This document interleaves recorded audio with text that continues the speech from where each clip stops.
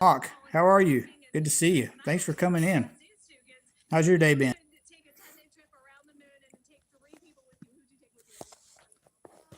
I take my dad and my mom, and I mean, I don't know.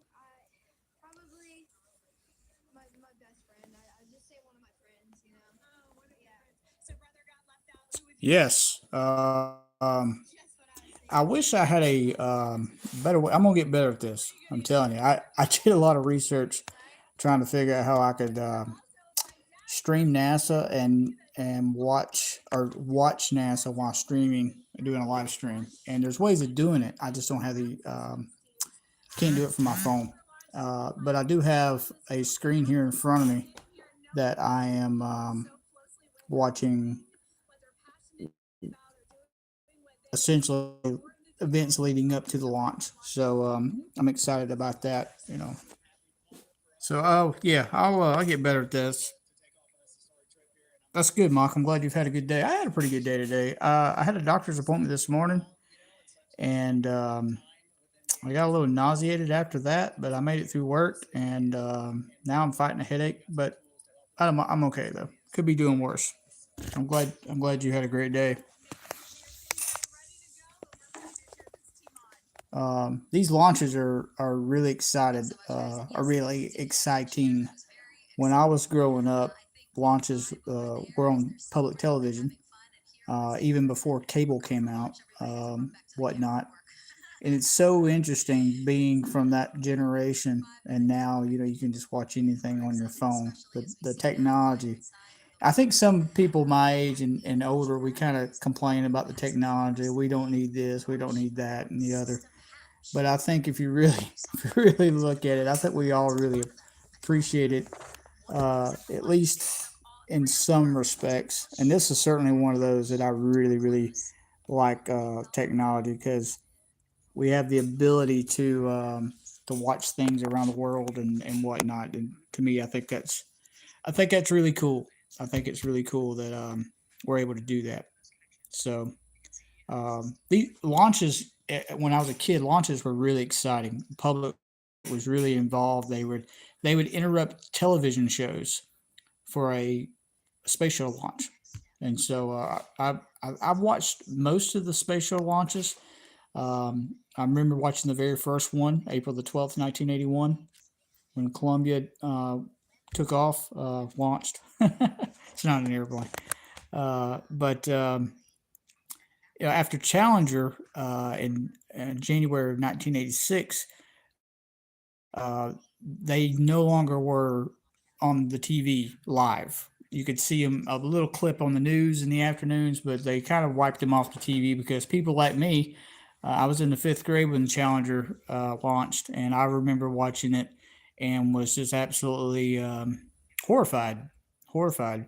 And I think after that, news media coverage kind of just dropped off, and so. Uh, but I'm glad that now we have the option of getting on our iPads and our phones and seeing this. I think it's a great opportunity. So, um, Mark, you're asking, did I catch something? No, I've been dealing with some medical issues over the last couple months, and don't have a clue what they are. But I'm going through a series of tests right now. So today I had to do a CT scan, and so dealing with that, and hopefully get this stuff narrowed down pretty soon. Hey Brian, how are you? Good to see you. Thanks for joining in. I don't know how long I'll be here. I certainly don't want to take away from people's time to be able to actually. I'd rather, I would rather y'all actually watch the launch than to watch me. But uh, anyway, I'll stay with y'all for a little while here. I really, my main purpose in being on here right this second is just to encourage people to watch it, because one thing that I have always felt bad about is missing the launches that I could have watched, and I've always um, I was not alive during the Apollo days. So I was born in '77. So I missed the moon landing. I missed all that. I missed the all the Saturn V launches. But I always wish I had seen them because I have spent a lot of time studying the Apollo program, and I've spent a lot of time researching the vehicle. I've seen two of the remaining three, I believe, Saturn V rockets. I've seen the one in Huntsville, and I've seen the one at the John F. Kennedy Space Center down in Florida. So to see that machine, you can only just wish you got to see it fly and whatnot. So, and I remember hearing stories from my parents about those days and how incredible it was to see that Saturn V fly on and whatnot. So I missed that time. So this is kind of like my time now, and so I'm excited for that. I'm certainly excited. I know it's not exactly the same as it was back in the '60s. I think the public was certainly more involved during that time. But you know, it was a different world back then. Spaceflight was so much a part of the public world, and I really hope that one day we get back to that. I really, really, really, really hope so, because spaceflight is just amazing to me. What it takes to get just a single pound of weight off the Earth is amazing. So uh, I really hope through aerospace education that I can try to help the younger generations to find the excitement and get back into space flight. When I was a kid, everyone wanted to be an astronaut. Everybody wanted to be a scientist that worked for NASA or something like that, and it was because it was so common to hear about it. And today, I really, I just don't think there are platforms out there, but I don't think there's as near as many people talking about it. Um, and so I just want to be a part of that. I want to kind of help with that, so to speak. So Artemis 2 gonna be awesome. It's gonna be a heck of a launch. It's gonna be right close to sunset, so it won't be dark, but it won't be super bright. So you'll be able to see some of the flame, which was always cool. And then, you know, the solid rocket boosters go all the way back to the shuttle program, so they're not so much flame as they are smoke. But the what used to be the SSMEs, the space shuttle main engines that are part of the core stage, certainly let out some excitement. So be fun to see that. And it's a big rocket. You know, it's considerably larger than the space shuttle. So that's going to be cool to see.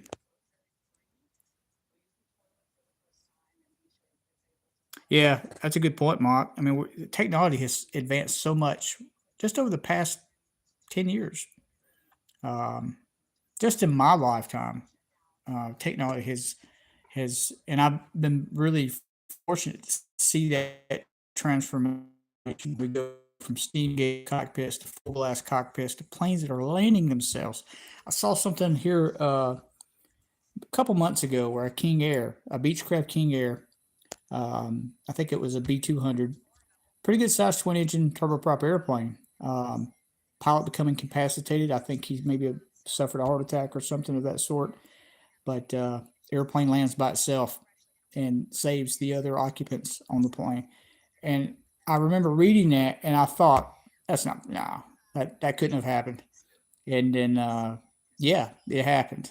So I have not followed that tidbit of technology, and I've read up on it since then. And it's a product of Garmin of all things. You know, Garmin. Wow, what a company!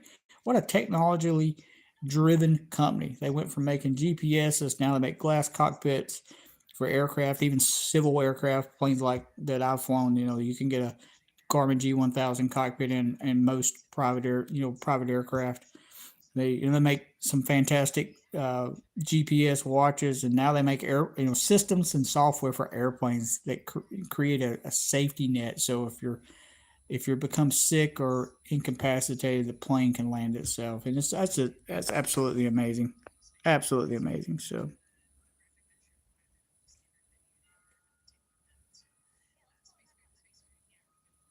I'm trying to make sure I have said hello to everyone. See Mark and Brian.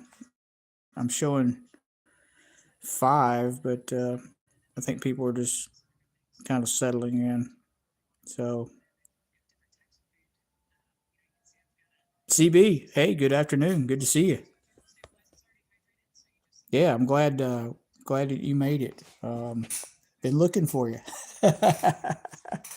Been looking for all you guys. Yeah, guys and gals. There's some gals out there too. So yeah, this is an exciting event. This is going to be one of those events, and I'm not trying to date you guys because I don't know how old you are, and it's really none of my business. But if you are fairly young, um, and especially if you got young kids or have no kids yet, this is going to be one of those events that you talk about when you're older. When you're my age, you're talking to your kids about it, and you know, this is history in the making.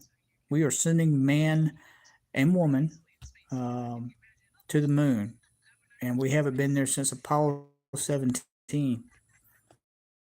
In the early 70s. So that's just amazing. I grew up a little bit of history, personal history. I grew up next door to a NASA engineer when I was really young. So from about the time I was about 7 until I was about 16, my neighbor worked at NASA, and he was involved with Orbiter Columbia at NASA in the space shuttle program. And previously, before meeting me and my family, he was involved with the Apollo program. So he was a little bit older guy, but his stories of Apollo were amazing. You're talking about inspiring a young man like me. Wow. And I used and I still do. I'll admit it. I still do somewhat get a little irritated with people who claim that we never went. Um, and everyone's opinion matters, and I understand why people would think that. You know, there are some pretty legitimate evidence, I guess you could say. I really don't look into it that deep because growing up to next to Mr. Lang, his story sold me from the get go. Just a truly uh, you could see you could see the story and believe the story through his words. There was no, I've never questioned it. And I've also had the opportunity to speak to a employee from those days who was involved in the instrument ring development of the Saturn V rocket. And the same story. And I really want to get an interview with him too. I think I'm going to travel to Marshall Space Flight Center and see if I can get him on a live stream for y'all to meet him. Incredible individual. But he loves to talk about how the computing power has changed. I remember when I first met him, he asked me if I had a cell phone on me, and I said, "Yes, sir. I've got this right here." And I handed him my Samsung Galaxy, and he goes, "You know what? This entire instrument ring, which is like 30 feet in diameter, it's got all these gyroscopes and stuff mounted to it." He goes, "This entire instrument ring has much less power than your cell phone does." And he smiles at me and he goes, "And we went to the moon on that." And I'm just like, wow. Wow. What can you say to that? That's just amazing that we traveled to the moon on less computing power than what we have in our cell phones. I think that's pretty incredible. But yeah, very historic moment today. Very historic. Did any of you catch? I know, Brian, I know you did because you and I were on it together. uh, I thought that was really cool that we were both on SpaceX's live stream last night, and I looked down and I see your name, and I was like, "Hey, I know him." So that was really cool. I'm glad you got to tune into that. SpaceX is another one of those companies. And I will admit, when I in the beginning, I was a little scared about private companies coming into the space program. You know, Virgin Atlantic and or uh, other companies. You know, Lockheed was getting more involved with their own stuff, um, and then you had SpaceX came on board, and then.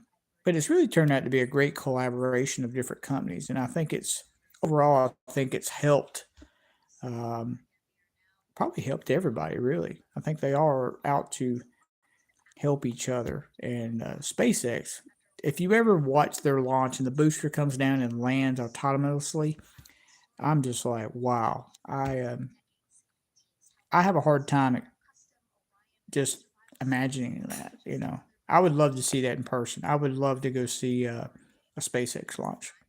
So be really cool. But yeah, I'm really excited about this launch today. I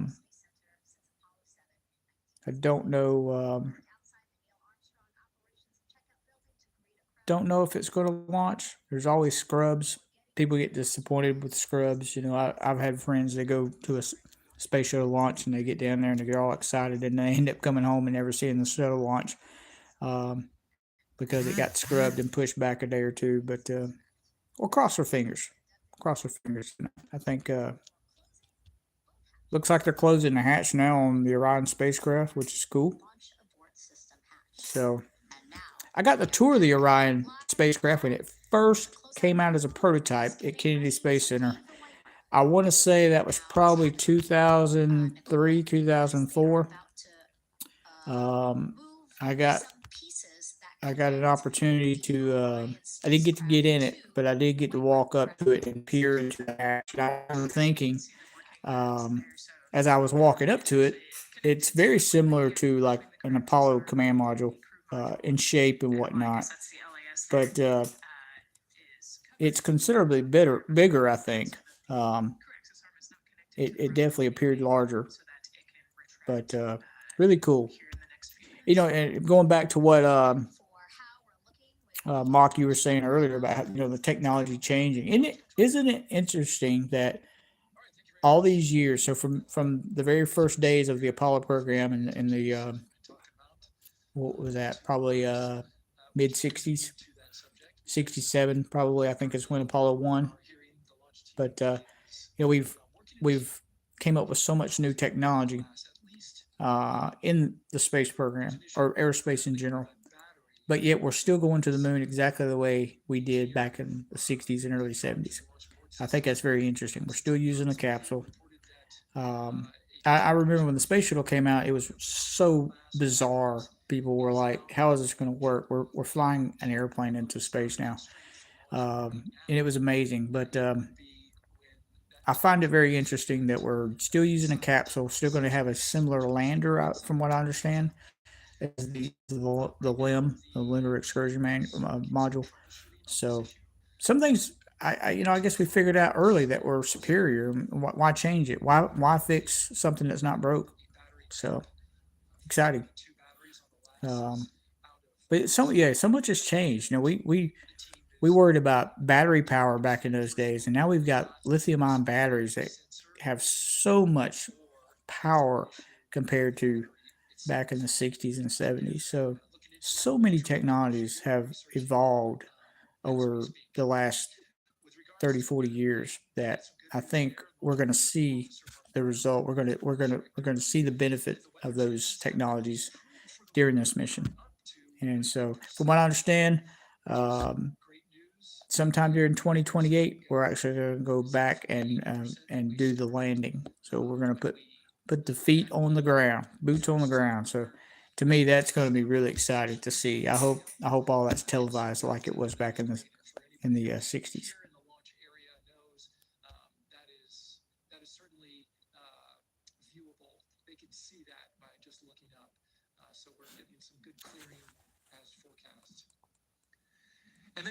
Can y'all hear that? Is it?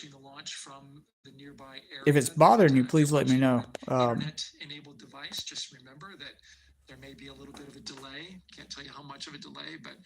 There's 37,000 people watching this one live stream, and I know there's several out there. 37,000 people. That's pretty awesome.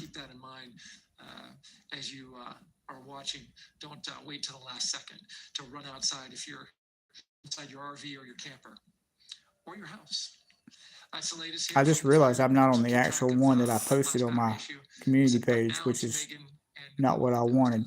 I'm actually watching one from, this looks like CNBC, but hmm, I'm going to see if I can find the one that I really wanted. Um, I don't have any particular reason. Is anybody else watching this? Or are y'all just listening to me run my mouth? Because they're certainly more interesting to listen to than me. So,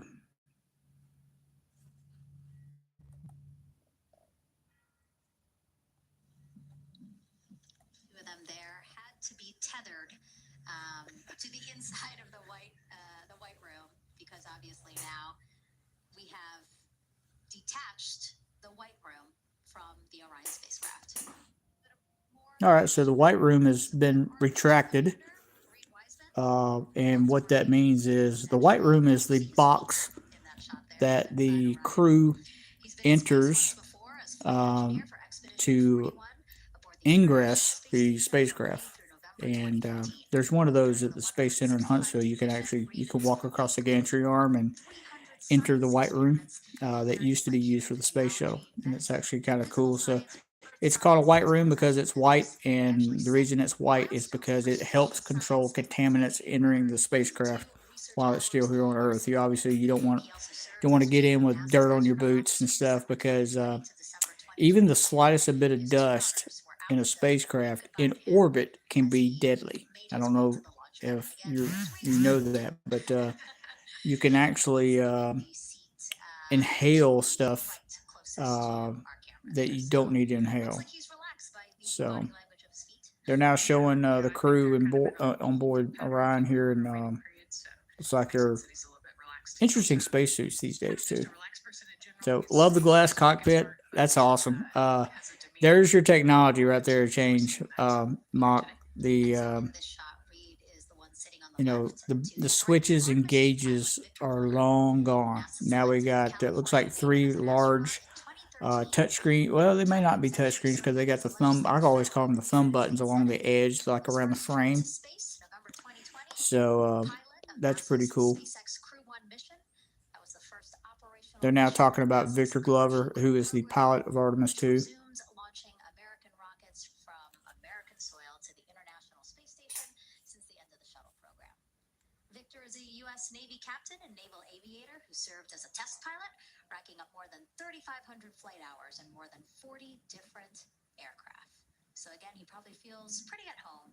This cabin looks very roomy.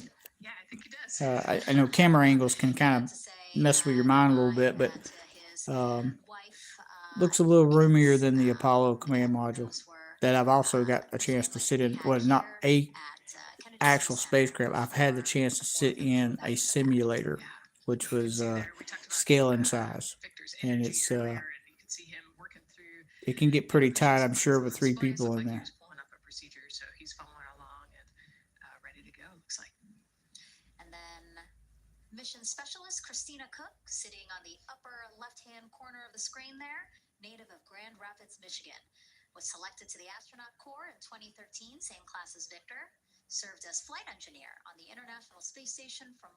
So it looks like some of these astronauts have previously flown, which is nice. They're kind of veterans of the trade. Uh, Probably what you would want on the first manned flight.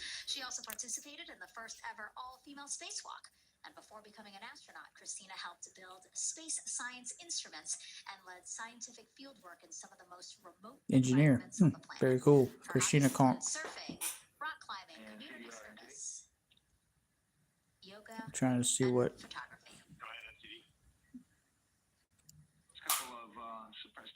So it looks like we're about 46 minutes away from this launch. So these uh, these folks get to board this spacecraft and sit for nearly an hour on pure.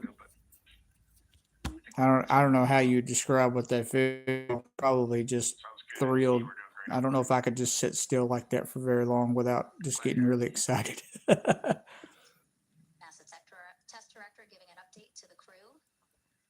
So, pretty cool stuff, folks. What do y'all think? What is y'all's personal opinion of this mission? I know there's people in the world that don't really, not necessarily doesn't approve of the space program, but there's people out there that certainly doesn't have the same opinion as me, and they have valid reasons, I'm sure. So Jeremy Hansen, Canadian. Where's our Canadian folks today? We could give them a whoop whoop. So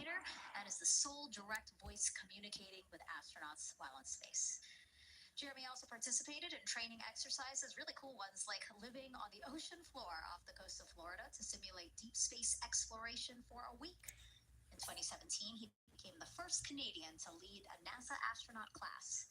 He also enjoys getting out on a sailboat, rock climbing, and mountain biking. He has a wife I and just two children, realized that and he's the one that you see bottom for left some corner reason of my your screen.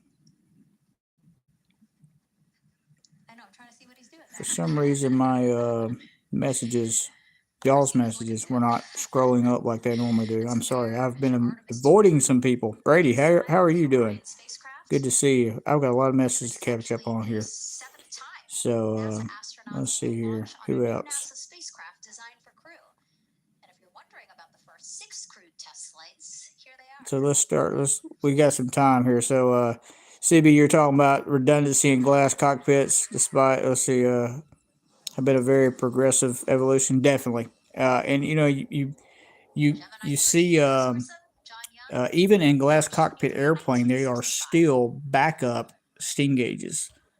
Even in like a Apollo Cirrus 7 launched SR-22, which is off a on great single Cape engine Cunningham, piston October aircraft. 11th, It's kind of like the 1958. modern aircraft, Space low wing, Transportation's really sleek. It's Transportation got the System, or ballistic parachute, SAS-1, John Young, another Robert Crick, redundancy. Apollo But if you look in the 1981. center, lower center NASA portion of SpaceX the Demo 2, panel, Doug Hurley, there is a Rocket, backup May airspeed 30th, indicator 2020, and an followed by artificial NASA's horizon and Orion or crew flight tests for their historic attitude launch wheel indicators, launch some setting people call them. Williams And I in also think there is 2024. a heading indicator all And right there. now, So you've got the three primaries. There are six primary flight instances, Artemis 2, but you need Wade, three, Victor, a Christina, minimum of and three. Jeremy. It is And so really you need to be able to tell how high you surprising, are, what honestly, to direction you're hear heading in, that and through your all these decades situational of all these awareness or your launches, 3D that this picture is of how only your our aircraft seventh is sitting in new space. vehicle that we're testing So for crew. backup instruments have certainly helped with that. But yeah, redundancies is certainly very important. I have I've had instruments fail while in flight, so it's can be a little nerve wracking.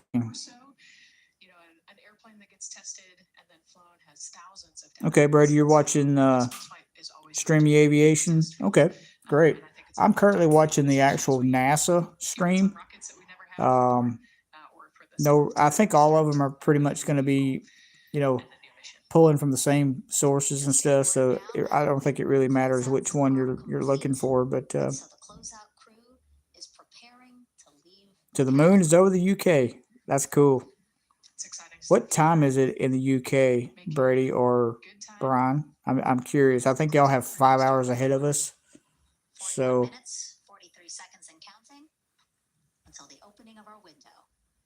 And Artemis 2 is a 10-day mission that will send the so 40, four-person crew 41 minutes now, on a 41 and a journey half around the minutes. moon and back to Earth. It will be a critical step towards future lunar CB, and Mars Canadian. missions. All right. I wasn't aware of that. I'm sorry I missed that. All right.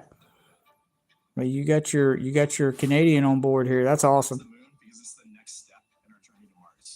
Brady is British. Awesome. Brian. Everyone is everyone's in Europe but me, I think. Mock, no, Mock's with me. Mock's in Missouri, so we're doing all right.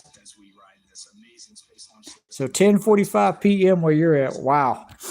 Again, for you guys that are in Europe, much apologies. Sometimes I don't think about that, and I'll wait till 8, 9 o'clock p.m. my time, which is usually when things start slowing around my house, to make a live stream, not realizing that well, if it's 9 o'clock here, it's like 2 o'clock in the morning for some of you, and that's horrible for me to do that to y'all. And I sometimes wonder, wow, I only got one or two people in here. That might be wise because everyone else is trying to sleep. But I apologize for that. I'm going to try to do better. Maybe I can do some like earlier ones, Saturday mornings, stuff like that.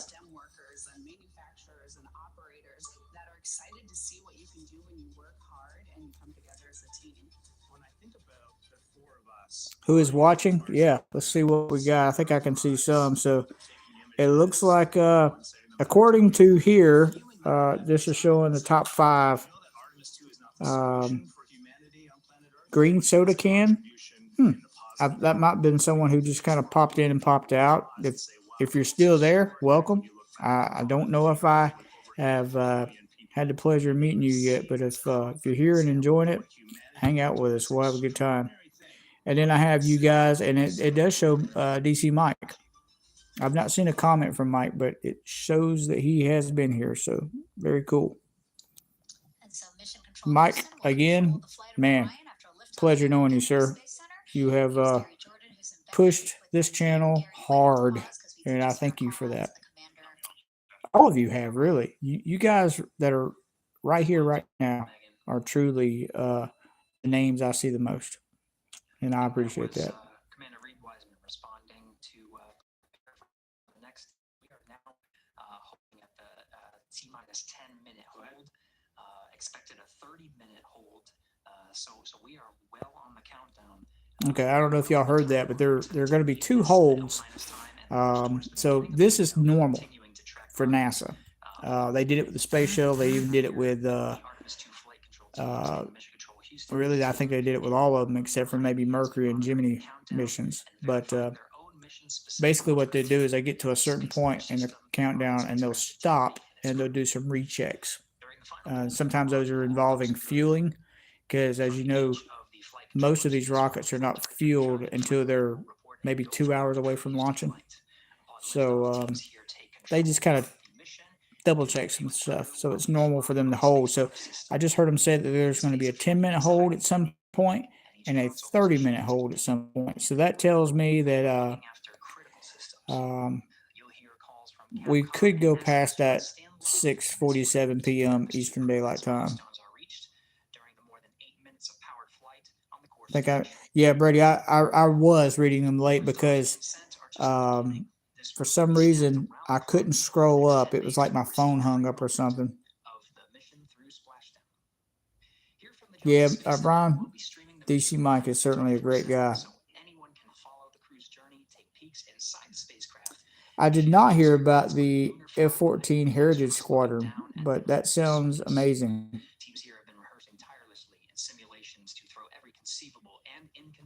Oh wow, Brady, 757-200.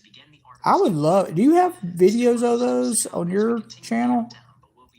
I would love to see those. I really like modeling as well. I've built a lot of rockets like this in here, and I got a 737 800 right here. I really like modeling, and I've seen some people doing these paper craft modeling of these airplanes. Absolutely amazing what y'all are doing with cardstock. Absolutely amazing. I would love to try that. I really would. I don't know if I have the finger dexterity to do that. Some of that stuff, but I certainly would love to try. I'm gonna check out your channel here in a little while and see what you got because truly cool stuff. So they are bringing back F-14s. They are making two F-14As and two F-14D aircraft airworthy for air shows next year. Wow, that's amazing. Um, I can't wait to see that. I was fortunate to get to see the F-14 fly several times, and I agree with Mike.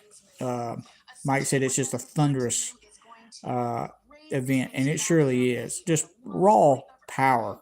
Uh, I did get to see the A model and the D model fly. Um, so there was not a C, if I'm thinking correctly. The B was just slightly modified to the A, but so the A, I think the A and the B both had the Pratt TF 100 engines, which are not all that great. And then General Electric came out with the engines for the D model, which uh, were absolutely incredible.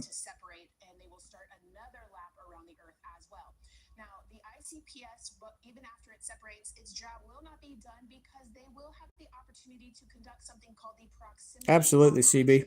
Yes, absolutely. And you know, it's really cool to see some of these fly. I got to see a MiG 15 fly one time, and I thought that was just unbelievable. To see something so historically uh, you know, important, the flying history. And I get really emotional when I see something like a B-29 or a B-17 fly. Yeah, Brian. I have loved space flight longer than I've loved aviation, and I know they are related.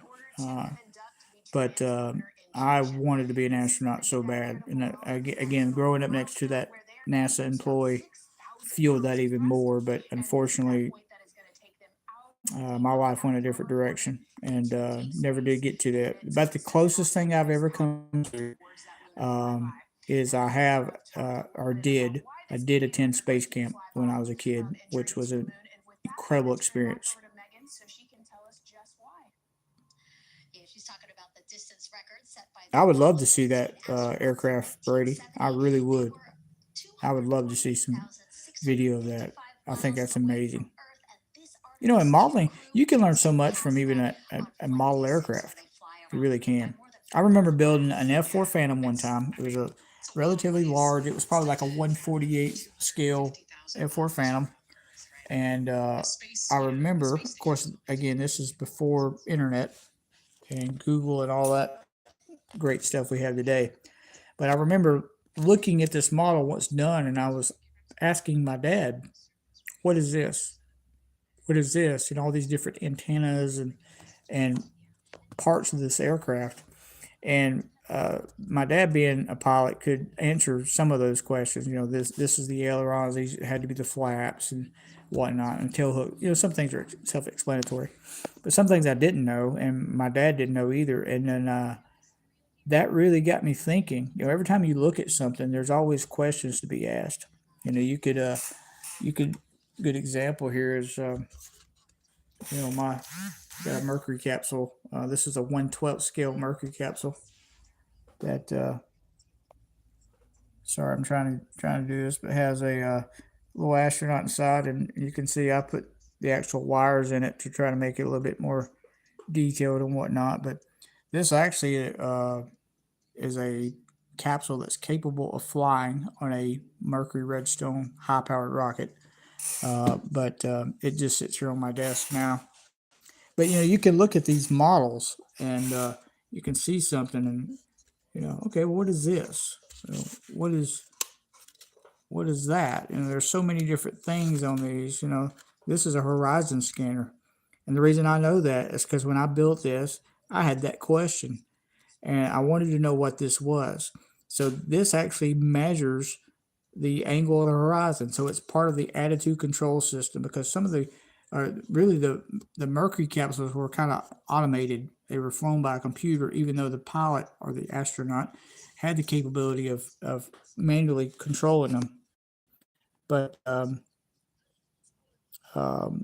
can always find questions. You just have to ask them. And today, with technology like we have, you can ask these questions to AI and get a pretty good answer. Caution on AI. I've had a few people contact me saying, "No, no, this is that," regarding aviation stuff, and I'm like, "Where did you get this information?" And I looked it up on Gemini AI, and I'm like, Gemini AI, it's a neat tool. Double check it though. And if you're learning stuff from it, definitely double check it because you don't want to waste your time learning something the wrong way and have to learn it twice. So,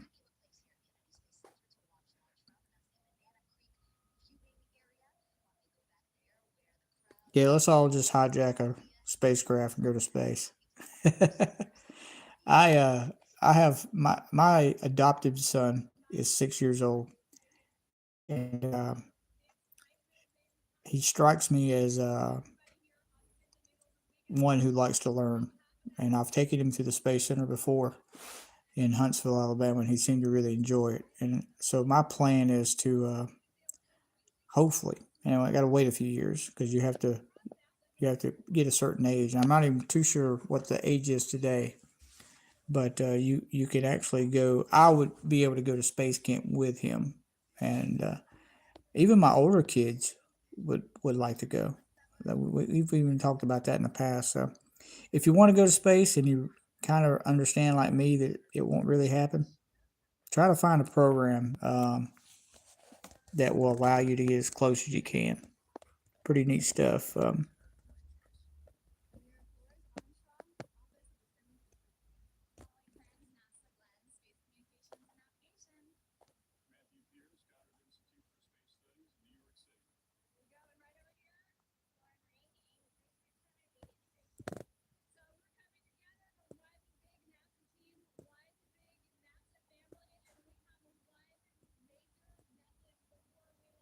CB, I agree with you on the textbook thing. Absolutely. Um, I have several college level textbooks that I've purchased secondhand, maybe fourth or fifth hand actually. Sometimes I'll be in a thrift store and see something regarding chemistry or uh, physical science, calculus, and you can buy them for $3 or $4. So why not? You know, buy them and highly recommend thrift stores looking for educational books. Um, I don't. I'm not much of a reader. I don't read novels, and I don't think it's bad to read novels. In fact, I think it's really good for the imagination for the mind. Um, but if I'm reading, it's always something that I'm learning about. I have never read a novel outside of school. So,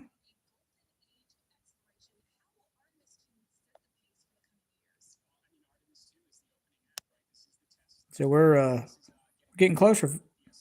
28 minutes down. I haven't seen the countdown stop. So these countdowns seem like they go on forever. It's like the longest 1 hour of your life. When I do countdowns for these rockets, you can technically start at 3 if you wanted to. I don't like to do that because the whole purpose of the countdown is to one, it aligns all the events up so that everything is handled. And if you've ever visited the Mission Control Center at NASA, or probably any space agency, I would think would do the same thing. You'll see just a bunch of binders, and so at certain times there's certain events that have to happen. So they're just flipping through these pages. It's probably automated now. It's probably on screens, which I would hope so. There used to be all these binders. So they get to a certain time that they would pull these binders out. And it's like a giant checklist. All right, at T minus this time, we have to make sure this happens, and this happens, and this happens. And over the years, it's gotten more automated. Computers are certainly a big part of that. A question I had when I was down at Kennedy Space Center when I visited my first time was, "Is there a button? Does someone literally press a button?" And that person kind of laughed and he goes, "Actually, no. There hasn't been a button since the Mercury program.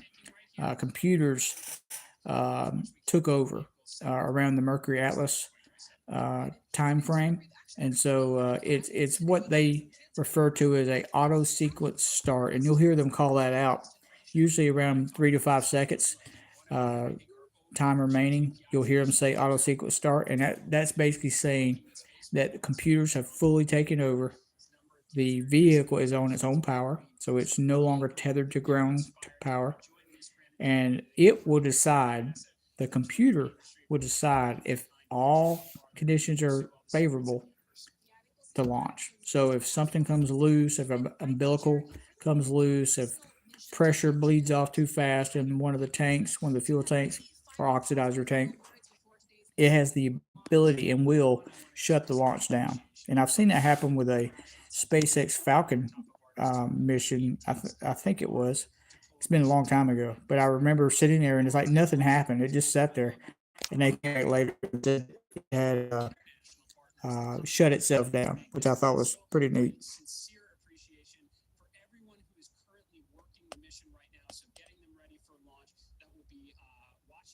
So, Brian, you're asking if the navigation system fails, what is the next step to bring them back home? Well, I'm going to assume you're talking about a space mission. Um, I think in the early days, and probably even today, most things are done autonomously or controlled by the ground.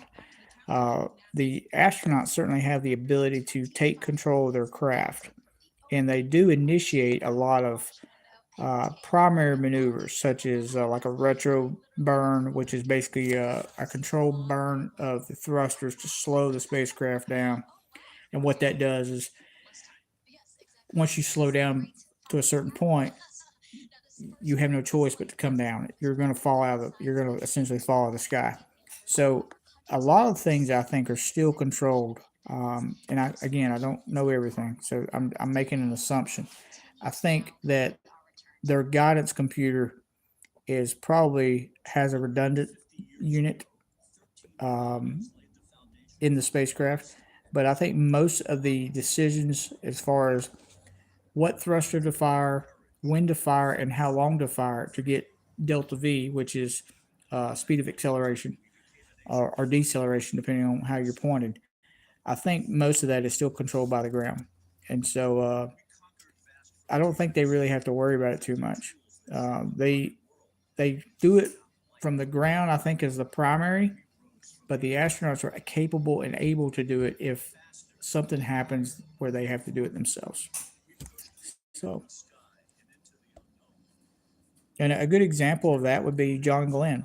Um, he launched and immediately once getting up there, he was cleared for I think 5 orbits, but only made like 3 because they had an indication of his airbag uh, underneath between the spacecraft and the heat shield had deployed, and so they were a little worried. This is before cameras and uh, technology where they could see if it really had happened. It turned out to be just a false indication.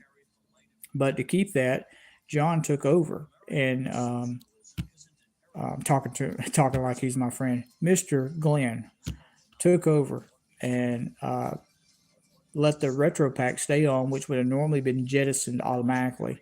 He kept the retro pack on the spacecraft, which held the heat shield in place more firmly, and came home early, and it was all controlled by him. Another example is in one of the Gemini programs when Neil Armstrong was a commander. They had a problem in orbit while docking with a Gina spacecraft docking target, and he had to take over manually and save himself and his crewmate because the G forces from them spinning got so great that it was becoming scary that they could lose consciousness. So maybe I hope that answers your question, Brian. There's always going to be redundancies, even in commercial aviation, with your airliners. Most airliners have 2 and 3 different redundant hydraulic systems, and electrical systems. You may have heard of a thing called a RAM. It's a ram air uh, turbine that drops out of the belly of an airplane. And so, if you lose the electrical power on an aircraft today, then that automatically drops out, and the wind will spin its propeller and generate power for the aircraft, and it allows them to get the airplane on the ground. So stuff like that. There's always redundant systems, no matter what. So even in small planes, maybe not so much in small planes like you would in a commercial airliner, but even in small planes, you never hear of an airplane with one fuel tank. And a lot of people say, well, that's because if you put fuel in one wing, then it would be out of balance. Well, that's true, but there are some planes that have fuel in the nose between the cockpit and the engine. The J3 Cub is one of those. So you got a nose tank and or a cowl tank sometimes call them, and then you got the wing tanks, and you could certainly put fuel in just the fuselage of the airplane. But if you have it elsewhere, then hey, you got to back up. But I'm glad you're here. Now here we are, Space Center Houston. The crowd has exponentially grown. CB, I believe you're right. Gordo was he was a character. He really was. I uh, I think all those guys, the Mercury Seven, were just truly. Some people have called them eccentrics and kind of scary people, but they were brilliant. They were truly masters of their trade. Gus Grissom himself, which is one of my favorite ones, never really truly got uh, really recognized for what he contributed to the space program. And I think that was because when he lost, well, I won't say he lost, but they lost his spacecraft, when Liberty Bell 7 sank to the bottom of the ocean, everybody just looked at him like he was not worthy anymore. Um, I've always really looked up to Gus Grissom. I've read a lot of books about him, and I think he's probably one of my favorite ones. But um, anyway, but yeah, Gordo, super guy, and I believe you're right. Also had to do a manual entry. The top of that launch window, so we could be launching here in about 19 minutes, Nicole. Wow, I don't know if I expected this today. I'm excited. Oh yeah, I'm glad they were able to clear that the high air altitude balloon jump. LAS. You know what? I love to fly, but I don't know if I could do that. It's been great. I'm gonna have to get there with those tranquilizers that Mike uses. Like I said, I'm good in an airplane. I have no fear at all. I've got confidence in myself. I got confidence in my aircraft, and I will not get in an airplane if I have any uh, thought that the airplane's not airworthy or not safe. And there have been times where I've been offered rides by some very nice people, and I have declined those rides either because of the pilot, just in body language and just in conversation. I decided, no, I don't know if I want to fly with this guy. Or I look at the airplane and it's really dirty. Dirty airplanes are not good. I'm not saying that it is unsafe, but it does have the potential. Most people who take really good care of their cars um, keep them very clean, and that goes the same for airplanes. Oh, my mic is off. It doesn't show it off. Let me turn it off and turn it back on. How about now? Anything now, guys?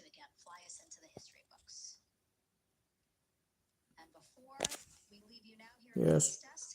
Yes or no? Okay, so you can hear me now. Andrew Rudy, how are you? Welcome to the channel. So glad to have you here. Are you a pilot? Are you an enthusiast? Tell me a little bit about you.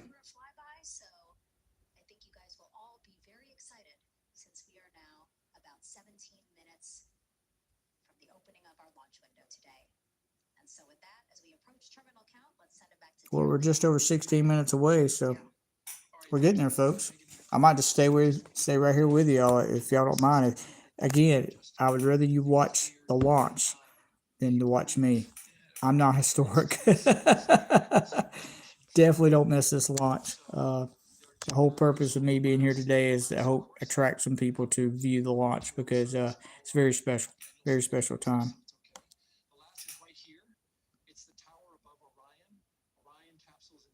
I'm not really sure what happened to the sound, the microphone there. I'm not using my external mic. I have this boom mic here, but I'm not utilizing it. I'm just using the phone today, so um, I'll have to give y'all. I know I gave y'all a tour of my wall. I actually have to give you a studio tour. So we have lights. Got a desk here in front of me with my mic and everything, and another light over there that I'm not using right now. So got some gear in here that honestly was very inexpensive, and some of it I don't actually need.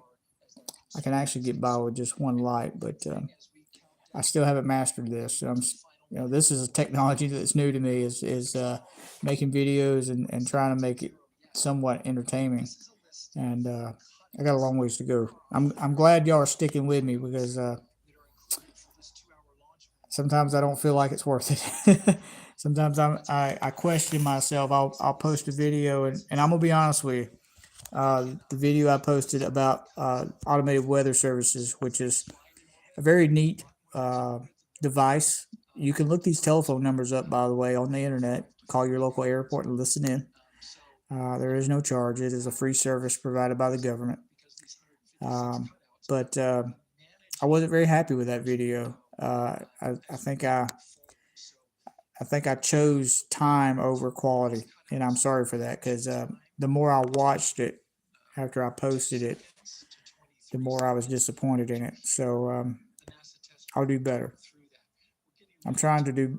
My goal is that every video I do is better than the one before it, and I don't think that happened this most recent time. So got a lot of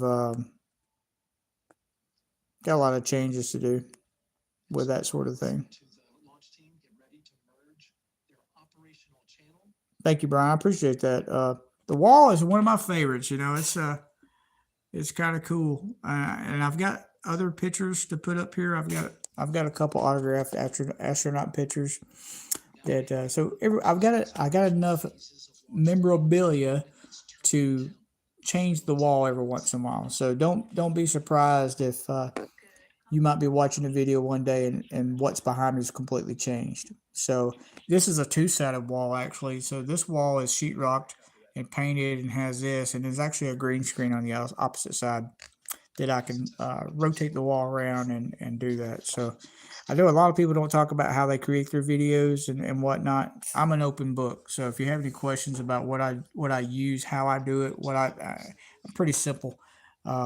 If I can help y'all do something with your channel, then I would certainly be willing to um, help you out.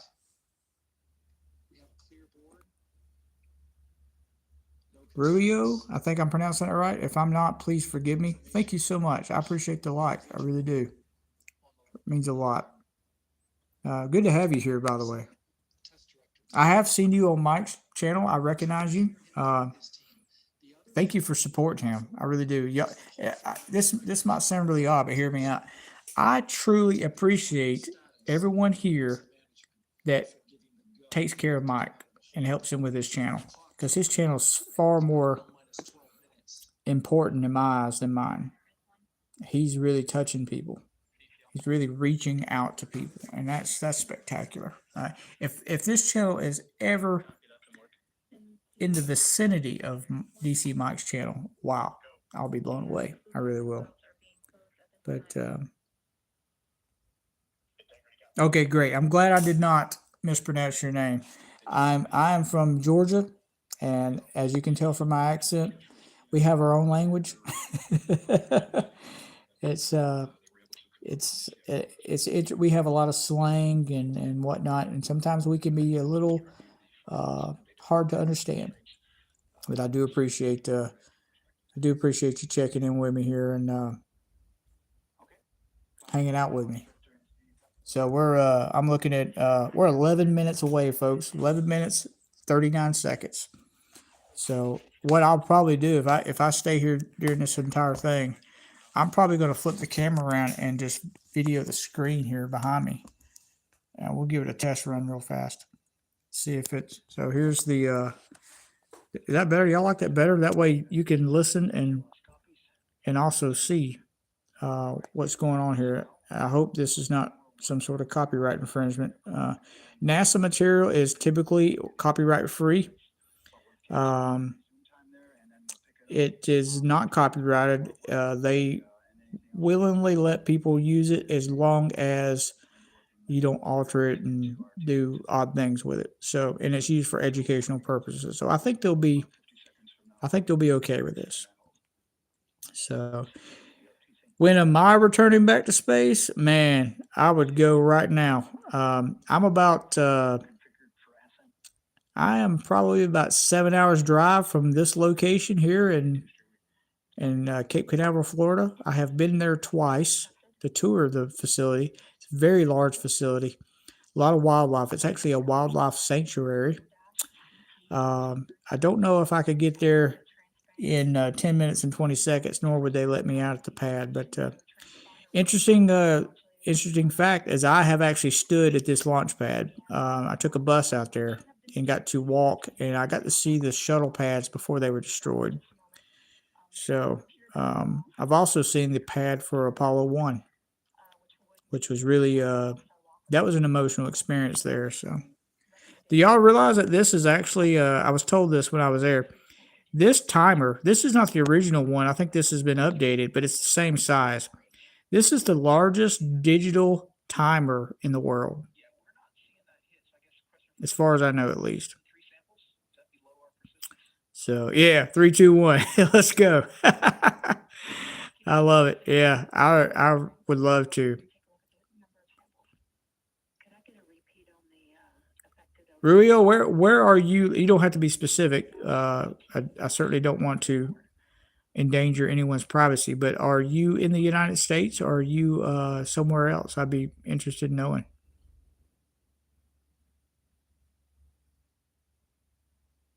India. Oh, fantastic, fantastic.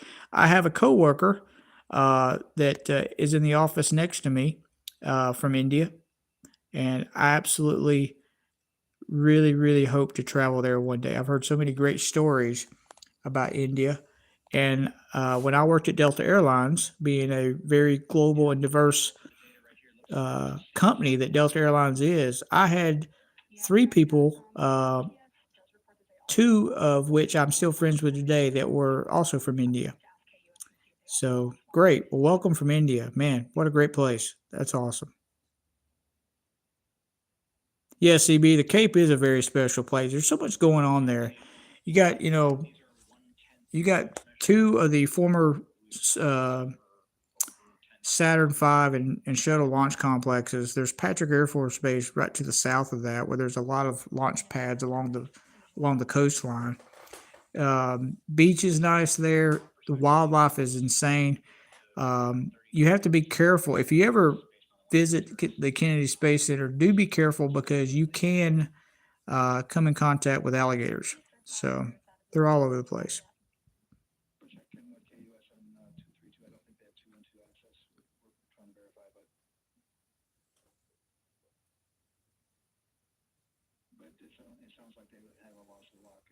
So it looks like we have stopped it at 10 seconds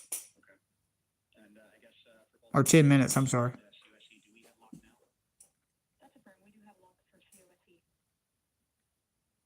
I'm going to turn the volume up. Yeah, so from the integration console perspective, we did have a temporary loss there within the allowable, and per the requirement, let's go. And this Houston flight, we have lock and we have good telemetry here in GSC. And KUS has reported to they have good lock now. Okay, so it sounds like they had some telemetry drop, which basically means something's came loose. And a lot of the stuff today might be wireless. So at here with NASA, so you got people in Houston at mission control, and then you have people here on the ground in Florida for launch control. And so they all have to be kind of on the same plane to get one of these off the ground. And I would like one last check of our constraints list. All right, let's see. OTC, are you still waiting for com config, or are you? That is affirmed, sir. Yeah, you don't open item? Yeah, OTC, this is CVSC. That 400 step 290 is complete. Copy.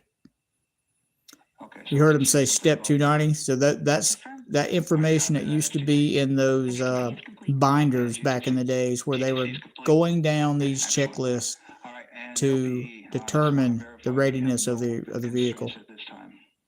No open constraints. We have a clear board, sir. Yes, Raheel. Oh man, yeah, Columbia. She sure was from India. The first two, I believe, first astronaut from India. What a talented young lady. And unfortunately, she was lost on with the Columbia. That was so sad. I'm involved with the Civil Air Patrol, and Civil Air Patrol had a big had a lot to do with the recovery of Columbia. Yeah, aerospace engineer, absolutely. Yeah, she was remarkable, still remarkable. I mean, I'm glad that we, people like you and I still continue her legacy by having conversations about her, and that's fantastic. People, such brilliant people, should never die.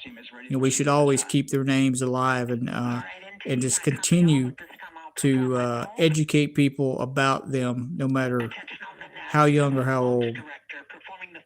control for launch. Verify Yeah, you're next welcome. straight Thank you. from I'm so launch. glad you brought her up. That is EGS, fabulous. EGS, Program Chief Engineer.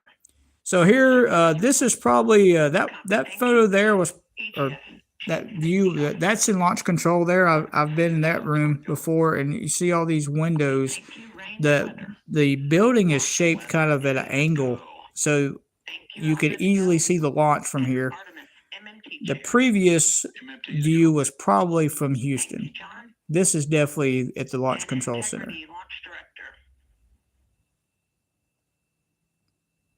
Good Airways Charlie PLC.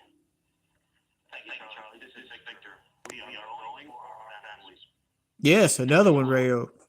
This is Christina.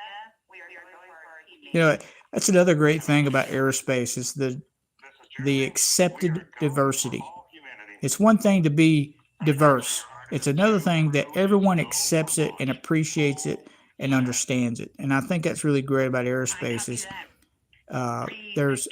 it's really a global entity. Whether you're an American or you're from India or a member of the European Space Agency or even a cosmonaut in Russia, it doesn't matter. They all treat each other the same with respect and dignity, and I think that's just fantastic. Godspeed, Artemis 2. Let's go. Neil Armstrong, yeah, he was such a great individual. And into the launch director. Didn't care about being famous. He just wanted to Yes, sir. do his part. You have a go to proceed with countdown. Yeah, Brian, I agree. CDR entity. We're still holding at 10 minutes, or yeah, we're still holding at 10, but 10.1.1, steps 8 and 9. they're counting down steps in the checklist, so maybe they'll confirm this and get the clock rolling again. CDC entity. Start and verify recordings of our Orion cameras. Copy. Okay, well, there you heard it. RSR entity. RSR. They're getting ready to start terminal count. AR rotation enable at this time, please. All right, good deal. At T-minus 10 minutes. I hope they launch today. I really do. This last bit of work. Even if they don't, folks, I've had a great time just hanging out with y'all. Integrity crew, close the lot visors.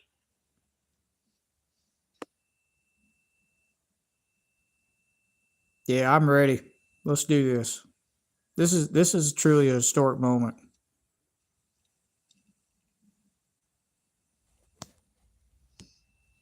You heard an issue, worked in real time with telemetry lock on the Orion. It was transitory. It was very short. They checked the data, confirmed that they had a good lock. This was with the S-band transmitter on the Orion. Worked through that issue. Yeah, CB, you're very looked at the welcome. data and cleared it. I'm just a voice and a camera here. Y'all are the ones that are Watching. really making this happen. So I'm happy y'all join in, and Launch team. we'll be talking about this years from now. We'll be like, hey, y'all remember when we all Starts in just a few minutes. tuned in and watched the Artemis 2 mission launch. It goes until 8:24 p.m. Eastern time. And ECL entity will be waiting for your verification on the short purge. ECL copies. Okay, I think they're still going to hold for a while. Short purge verification. We'll verify that we are clear to go, and then we'll proceed with the terminal count.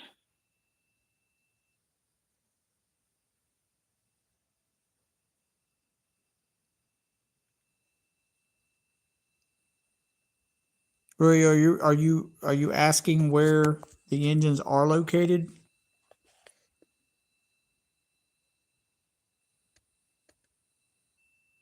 Yes, this is in the United States. This is in the state of Florida, which is in the southeast part of the country. So Florida is essentially a long peninsula.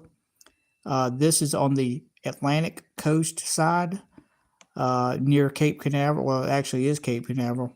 It's just north of Fort Lauderdale. So essentially right on the, not on the Gulf side, but on the Atlantic side. Just wrapping up some final work. Yeah, the SLS Artemis rocket's actually really neat. So Test Director Jeff Spalding you have the two asked for the ground launch sequencer. you have the two solid rocket boosters that were essentially essentially left over from the space shuttle program. and then that provides the majority of the thrust of this particular rocket. The orange tank is also leftover hardware from the space shuttle. This was the external tank. However, if you see the bottom white portion of it, it houses four of what used to be the space shuttle main engines. So there's four engines there that are liquid propelled engines. They burn a mixture of hydrogen and liquid oxygen, which are extremely cold and cryogenic fuels at this time. So you essentially would take oxygen and hydrogen gas and drop them to in between minus 350 to minus 400 degrees. That's the vapor you see. So we drop that temperature of that gas, and it then becomes a liquid. And the reason they do that is because you can get more into a particular size container as a liquid than you can as a gas. And then the pressure, you know, is very controlled in the tanks because the temperature will bleed off. So as the fuel is getting warmer, the liquid can become more gaseous, and that's what you're seeing right here. Is this is where they bleed excessive pressure off the tanks. From now on, you're going to hear two voices on the loops. If everything goes nominally, I don't know if anyone knows this, but these three towers out here are actually to attract lightning. So a lot of cases, in fact, this is a good example. Is Artemis went to the launch pad in February, and so because of that, there's a good chance that it could sit out there during bad weather. So the those towers are meant to attract lightning and keep the rocket from being struck by lightning. Because there was actually an Apollo mission that got struck by lightning. It actually had already left the pad, but lightning did hit it. I'm not sure if this is hydrogen gas, Ruio. This could be liquid oxygen bleeding off, but it certainly has a chance of being either one.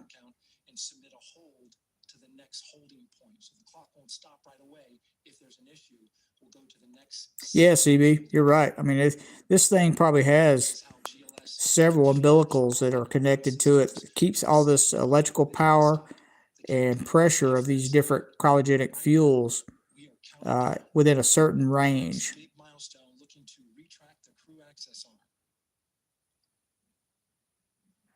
Yeah, Brian, lightning rods, absolutely.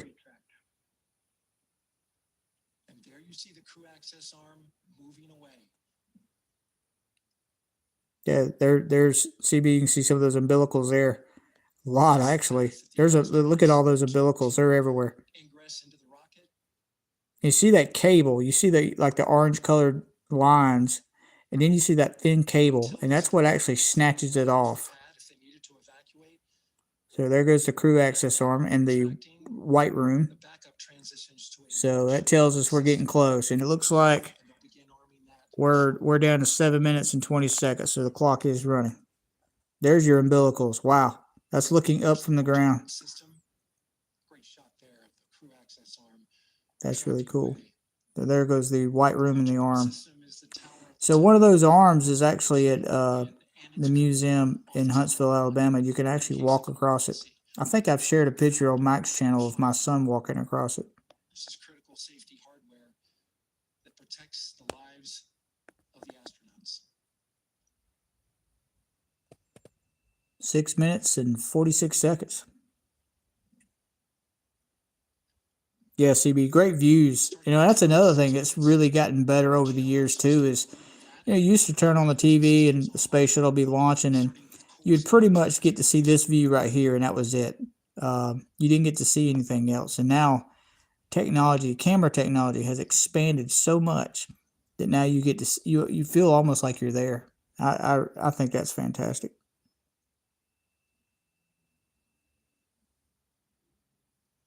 Hey, Erwin. Whether it's 90% go, the range is go. Is there still time to put your ex-wife on the ship? Ooh, well, I think so. I think your time is probably up.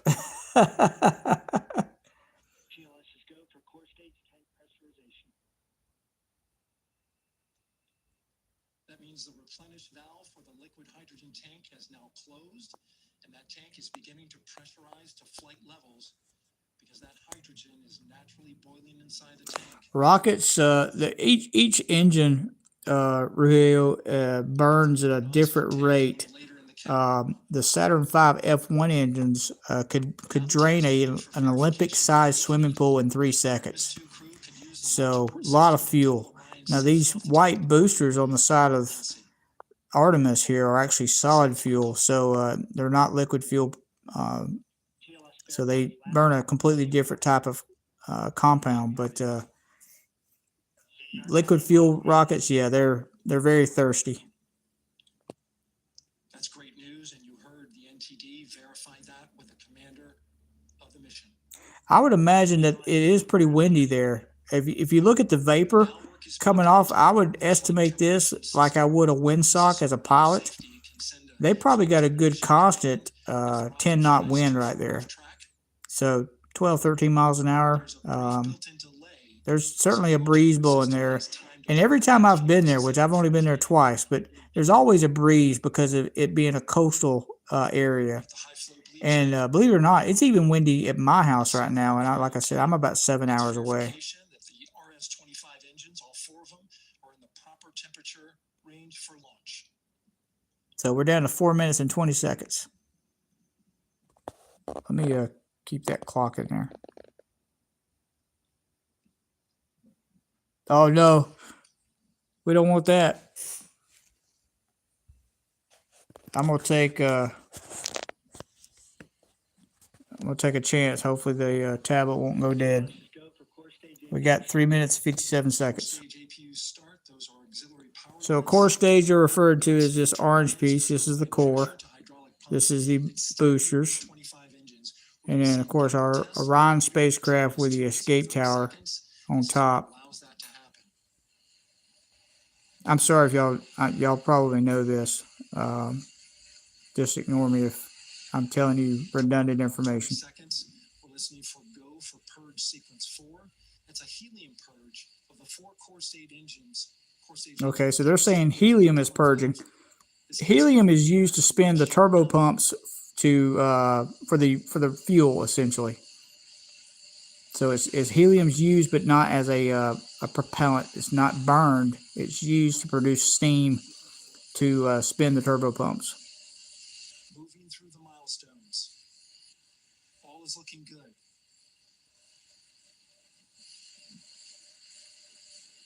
Coming up in just a few seconds, we're going to get that thrust vector control actuator test. This is a gimbling of the engines. So what they're talking about here is the engines, all 5 nozzles on this rocket gimbal, and you'll see them move. There are the 4 RS-25s, 3 of them shuttle heritage, 1 of them built from shuttle parts. And essentially, the engines move. There you go. They move to be able to steer the rocket. And you can see them moving around right there. So that's how they steer the rocket, by gimbaling these engines. And the solid rocket booster nozzles also gimbal. So you're looking at engines from the space shuttle era being reused, which is pretty amazing.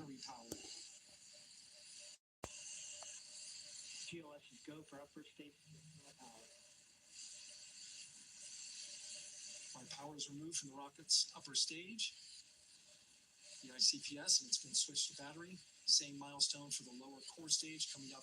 If there's leakage, well, the good news is if there are leakage is detected by pressure sensors, so it would essentially shut the systems down.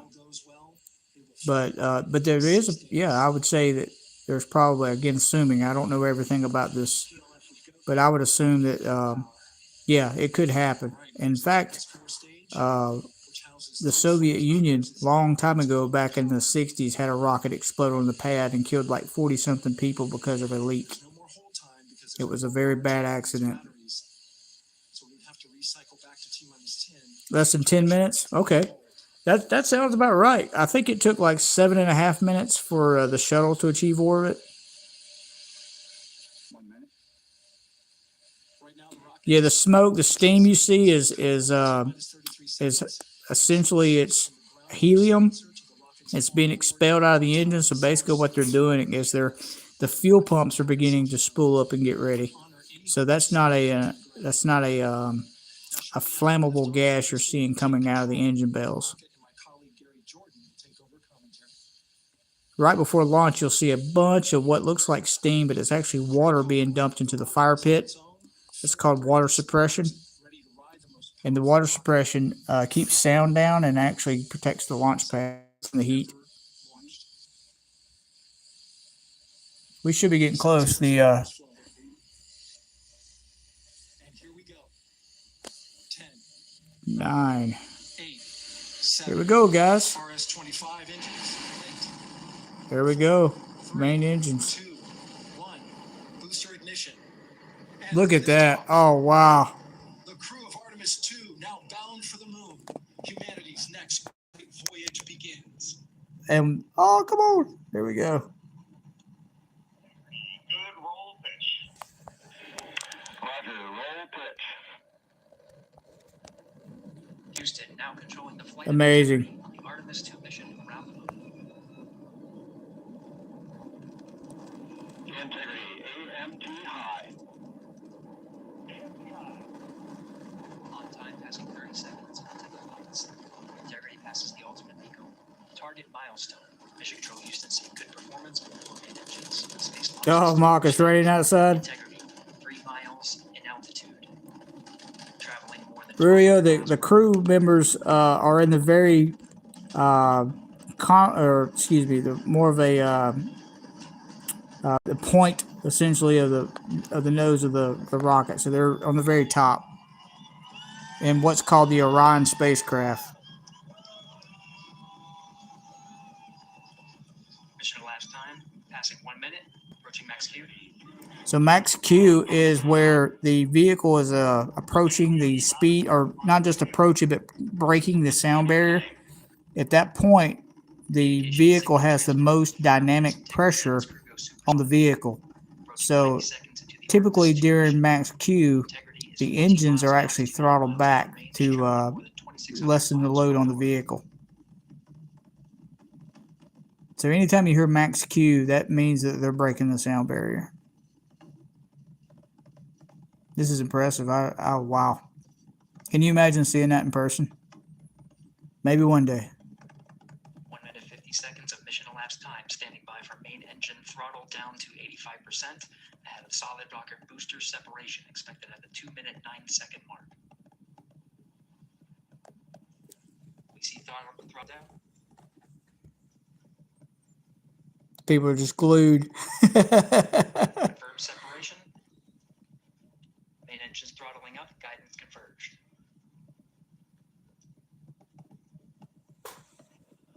And what you have here is, this is the Artemis rocket, and then you saw the boosters separate. So this is the first stage, the first phase of staging. So these are the solid rocket boosters. This is Artemis still climbing. So just as a space shuttle, the solid rocket boosters will fall back down into the Atlantic Ocean by parachute, and they'll be recovered. Mission elapsed time into the Artemis 2 mission. Thrusters of integrity and upper stage confirmed in a ready state ahead of service module fairing separation.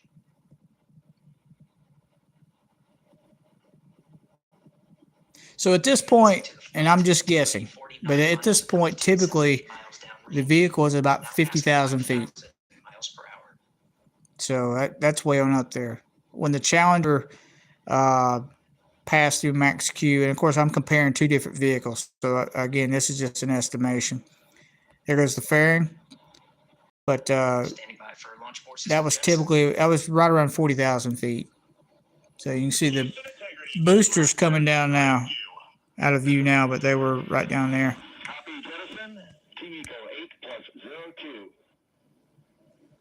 So at this point, if you're on the ground here, there's nothing more to see. It's pretty much out of sight. It's gone. Because once it launches, it doesn't go straight up. And a lot of people, including myself, used to think that rockets go straight up, and they don't. When a rocket launches, it almost immediately, and you might have heard them say pitch and roll. So what they're talking about is the rocket immediately starts tilting back towards the east. And so as it's still traveling up, it's traveling sideways, gaining speed with altitude, because we know we have to be traveling at 17,500 miles per hour to achieve orbit. So what you're seeing here is the effects of the atmosphere. You're looking at the plume from the engines. There's the 4 RS-28 engines.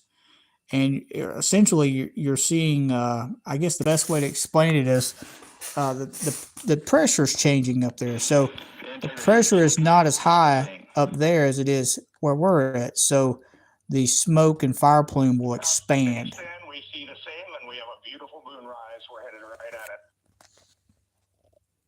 So that's what you're seeing right here. This is the gases from the engine expanding because the atmosphere pressure is lowering. Control software finishes internal checks and sends to navigation channels. Integrity, 3 engine press. So what that means, 3 engine press, basically what they're talking about is they need 3 engines to continue burning to attain orbit. Again, they have to get that 17,500 miles per hour. And we are 5 minutes and 37 seconds into the flight. Integrity, 75 miles in altitude, 330 miles downrange, approaching 10,000 miles per hour. Wow, 10,000 miles per hour. That's what I call a ride. Incredible. And there's not a whole lot to see left on the screen. At this point, the show's over, other than seeing that little faint dot in some online video. But this is looking down the rocket. So if you're looking at the rocket, there's a camera mounted up here, and you're looking back, and you're seeing the plume from the engines. Expected at the 7-minute mark. Oh, I love the animation. Really cool. 460 miles downrange. Integrity, expect nominal shutdown. So they're talking about Integrity copies nominal shutdown. a nominal shutdown. Basically, they're talking about the time frame in which they will shut down the main engines 6 minutes 40 seconds is going to happen exactly where it's planned. Sometimes, depending on the trajectory of the rocket, sometimes they may have to burn a little longer to meet the orbital insertion. So in this case, everything's perfect. That was an absolute perfect launch. I didn't hear a single thing where anyone had any problems. 7 minutes of mission elapsed time. CB, you said 10 minutes, so we're almost there. Approach the abort once around option milestone at the 7-minute 30-second mark. Now 84 miles in altitude, 650 miles downrange, traveling more than 15,000 miles per hour. Integrity, AOA open. AOA open. The window is now open for an abort once around option that would target splashdown in the Pacific Ocean. Still following nominal ascent at this time. Maybe this battery will last at least until we reach orbit. About 10 seconds remaining. What do y'all think? Pretty cool, huh? Engine cutoff of the Space Launch System core stage. Standing by for confirmation of MECO and core stage separation. So the core stage, well, it's fixing to show you. So basically what they're talking about there is if the Orion spacecraft is up here, this is the core. So what they're planning to do next is the nose will separate. So the capsule and the service module will come off the rocket. So essentially, that white portion will separate from the rest of this. So that will separate. And that is where your crew is, Roeo, right there. 8 minutes 40 seconds into the flight, we have a nominal main engine cutoff heading in the right trajectory on the way to swing around the moon. Core stage has separated, done its job. The Space Launch System upper stage, the interim cryogenic propulsion stage, or ICPS, still attached to the Orion spacecraft.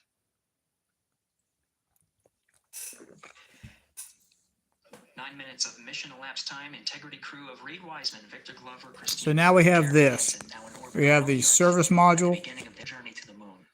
and we have our Orion capsule. The pointy thing that used to be on the front of this, which is the escape tower, has already been disposed of. So far, per the pad.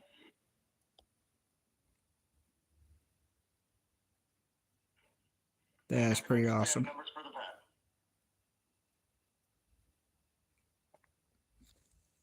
pad. Capcom and Loves are now reminding the crew that the perigee raise maneuver time of ignition is as expected prior to booster ignition. That time being 49 minutes, 50 seconds of mission elapsed time. So there's 10 minutes right there.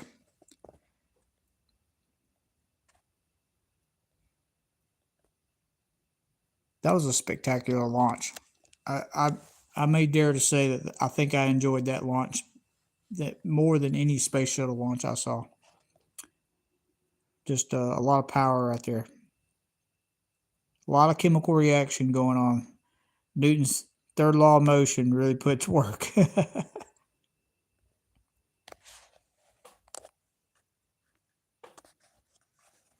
All right, folks.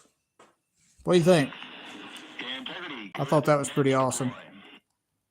I know my iPad is about to go dead, so sorry about that. I was really hoping to get more of that. I'm glad it lasted that long.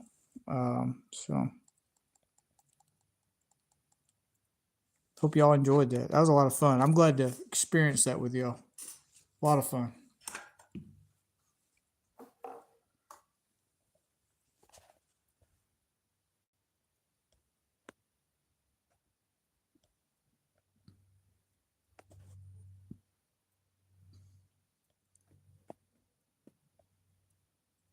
Well, there's history in the making, folks. We're headed to the moon.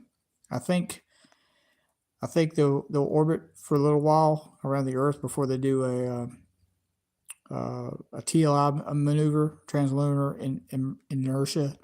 So they'll fire up the engine on the service module, which will put them on a trajectory to meet up with the moon. And I know in Apollo days, it took 4 days to reach the moon. I need to read up more about Artemis. I'm not sure if it's still going to be roughly the same. So I think it probably will be.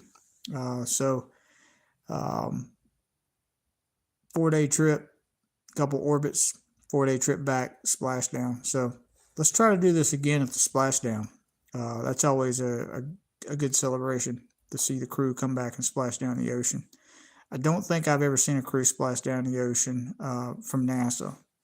Those days were over when at the time the space shuttle came about. So it'd be cool to. I know that a lot of the other capsules come down the ocean, and even the Soyuz capsule from Russia actually comes down on the ground. It lands on the ground with a rocket assist, which is really interesting to see. So, well, guys and gal, if there's any out there, I'm sorry, but it was a pleasure. I had a good time. I hope I didn't bore you too much. We're now living in a world that's returning to the moon. I think that's great. I think we're going to see some great stuff from this.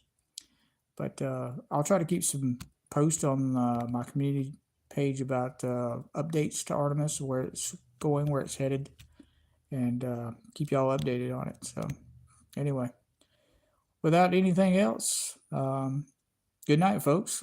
Y'all have a great evening, and I'll be in touch soon. I'm still working on another video about the 6 primary flight instruments. I hope to get that out. It probably won't be this week, being so close to the end of the week, and I honestly have very little started. A lot of stuff to do, but I will promise to get that out probably by the end of next week.